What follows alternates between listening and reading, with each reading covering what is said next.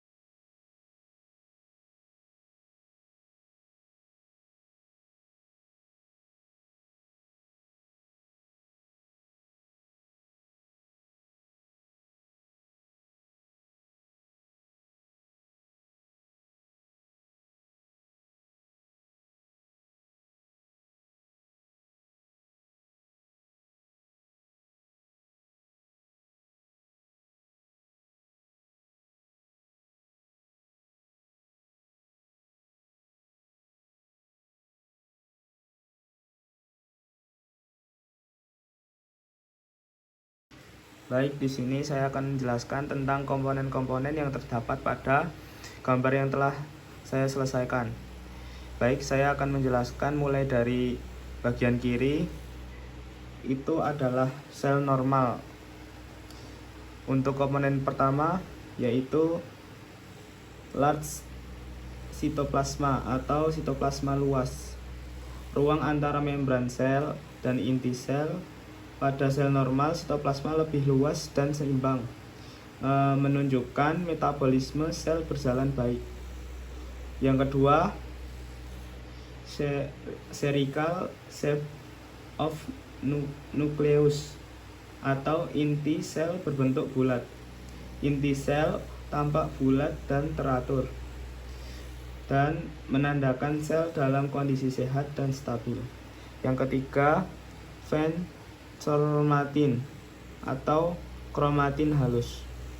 Kromatin adalah DNA plus protein di dalam inti. Pada sel normal, kromatin tanpa halus dan merata, menunjukkan aktivitas genetik normal.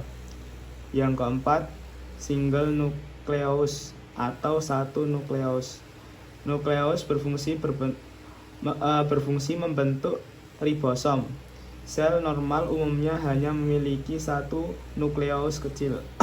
Kesimpulan, sel normal, struktur sel teratur, ukuran inti proporsional, dan fungsi sel berjalan normal. Dan homeostasis terjaga. Lalu yang kedua, saya akan menjelaskan tentang sel abnormal atau sel kanker. Untuk komponen yang pertama, small sitoplasma atau sitoplasma sempit. Sitoplasma terlihat lebih sedikit, menandakan rasio inti terhadap sitoplasma meningkat. Yang kedua, irregular shape of nucleus atau bentuk inti tidak beraturan. Kalau ditamati, bagian kiri dan kanan tampak berbeda karena bagian kanan